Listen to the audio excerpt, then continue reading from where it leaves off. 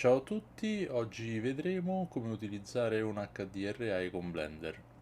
Vedremo un settaggio base dei nodi e un settaggio un po' più avanzato per trarre il massimo dalle nostre HDRI. Quindi iniziamo a vedere come si inserisce un HDRI con Blender. Bisogna spostarsi qui in questa scheda World Properties, alla voce Color, selezionare Environment Texture. Una volta fatto questo andiamo su Open e scegliamo un HDRI, quindi un file HDR o EXR. Andiamo alla voce Viewport per vedere un'anteprima e in questo caso con il motore di rendering Cycles possiamo vedere l'HDRI in background. L'HDRI sta trasferendo una luce molto realistica e sta proiettando le ombre, e questo grado di realismo è dovuto al fatto che questa HDRI è unclipped, non clippata. Se volete sapere la differenza tra un HDRI clippata e non clippata, fate una ricerca su Google, ma in sintesi un HDRI non clippata riuscirà a catturare anche la parte più luminosa del sole e quindi a trasferire questa luce molto più realistica e a proiettare ombre molto più nette e contrastate quando ad esempio l'HDRI è in pieno sole come in questo caso.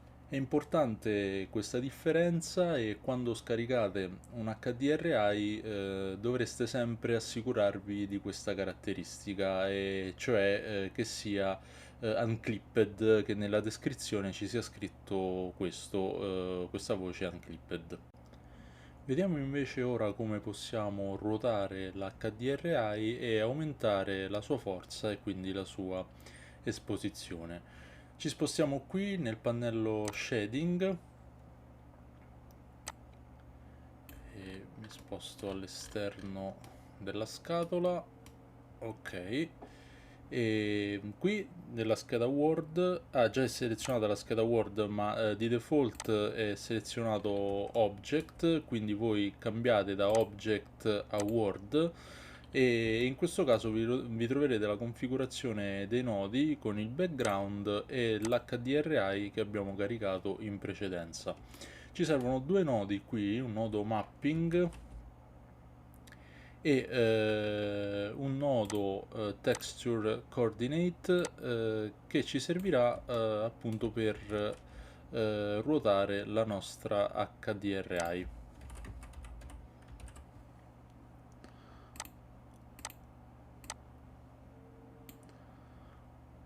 Ok, quindi dal nodo mapping vado a selezionare l'asse Z di rotazione e se scrivo qui un grado, ad esempio 90 gradi, l'HDRI ruoterà di 90 gradi su Z.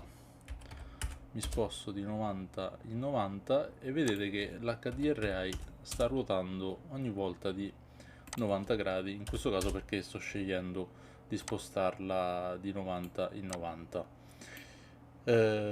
Quindi questo è come ruotare l'HDRI. Se invece voglio aumentare la sua forza, mi sposto qui nel nodo background alla voce strength, vado ad aumentare, ad incrementare questo numero e aumenterà la sua forza, oppure vado a decrementare il numero e la sua forza diminuirà. Vediamo adesso una configurazione un po' più avanzata per questa HDRI e vediamo che cosa possiamo fare.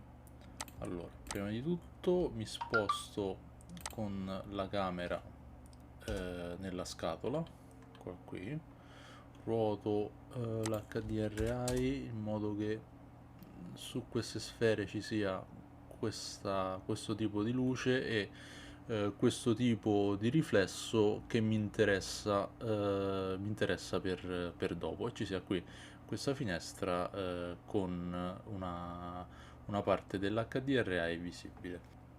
Ok, mettiamo che ho la necessità di esporre maggiormente l'HDRI della finestra, quindi solo questa zona qui, oppure ho la necessità di esporre quello che c'è all'interno, quindi di aumentare la forza dell'HDRI, di come influisce l'HDRI solo su quello che c'è all'interno, ma non di quello che c'è all'esterno.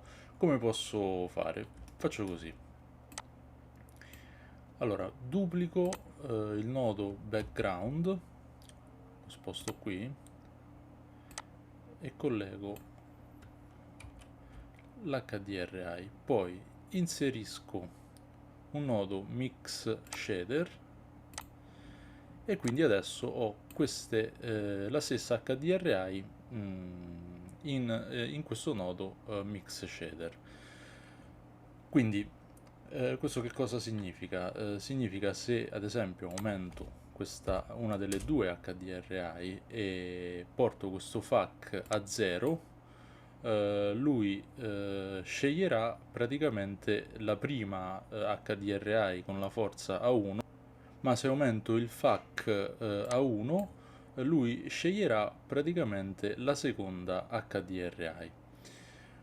Quindi ho bisogno di un qualcosa che mi dica, guarda, scegli questa porzione qui con la forza a 5, ad esempio, mentre lascia l'interno con la forza a 1.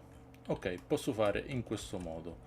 Inserirò un nodo light path e alla voce camera array is camera array la collegherò al FAC. In questo modo lui sceglierà il nodo con il valore 5 di forza 5 di esposizione a 5 del raggio camera, perché questa porzione qui all'esterno è un raggio camera, mentre come posso fare l'inverso? Semplicemente portando ad esempio questo background, la forza di questo background a 1 e aumentando invece la forza di questo primo nodo a 5. In questo modo avrò l'interno più luminoso e la finestra, quello che vedo all'esterno della finestra, avrà un'esposizione differente. Riportiamo ai valori di default e adesso come faccio per far sì che l'HDRI influenzi solo il materiale diffuso degli oggetti? Ora posso fare in questo modo: copio il mix shader, lo sposto qui, collego questo mix shader al secondo mix shader, mi copio un nodo background qui e collego l'HDRI a questo nodo background. Ok, perfetto. E nel nodo FAC qui inserirò isDiffuseRay.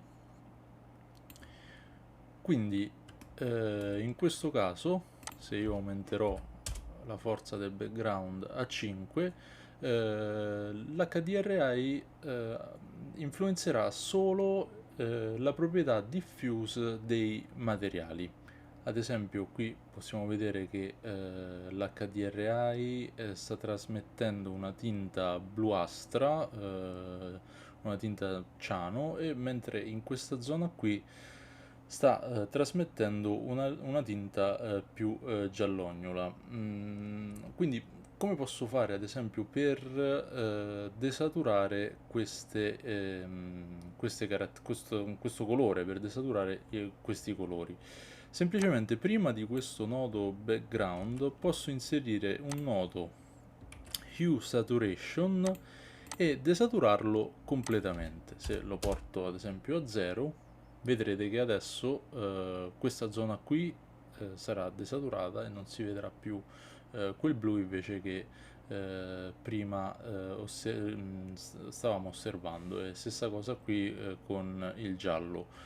Facciamo una prova, ad esempio proviamo a spingere un po' la saturazione, vedete, si vede proprio il blu e il giallo qui dovuto all'HDRI. Invece se riportiamo a 0 la saturazione, si avrà appunto questa desaturazione dei colori. Questo può tornare molto utile quando appunto non vogliamo che nel nostro rendering i colori dell'HDRI influiscano sui nostri materiali, sui nostri settaggi di luce, di materiali e quant'altro. Quindi il nostro prossimo settaggio è quello del Glossy Ray. Vedere come si può praticamente aumentare la riflessione, come si possono aumentare questi riflessi sui nostri materiali. Si fa semplicemente in questo modo: si duplica il mix shader, si duplica il background, si collega questo background qui, l'HDRI si collega a questo background e al nodo FAC colleghiamo isGlossyRay. Ora vedete qui che visto che è impostato già a 10 la forza, però riportiamolo a 1. Allora questo è il settaggio di default e il riflesso è di default e si vede così. Mentre se aumentiamo questa forza possiamo vedere dei riflessi molto più contrastati, luminosi, perché appunto l'HDRI con questa configurazione sta influendo solo sui raggi glossy.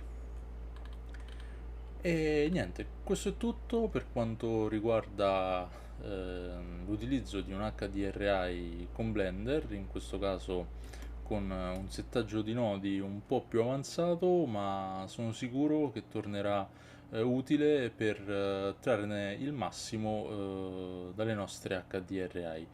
Spero che il video vi sia piaciuto, se è così mettete un bel like, iscrivetevi al canale e in descrizione ho lasciato anche un link dove potete scaricare delle buone HDRI sul mio sito hdripro.com. Grazie ragazzi, alla prossima!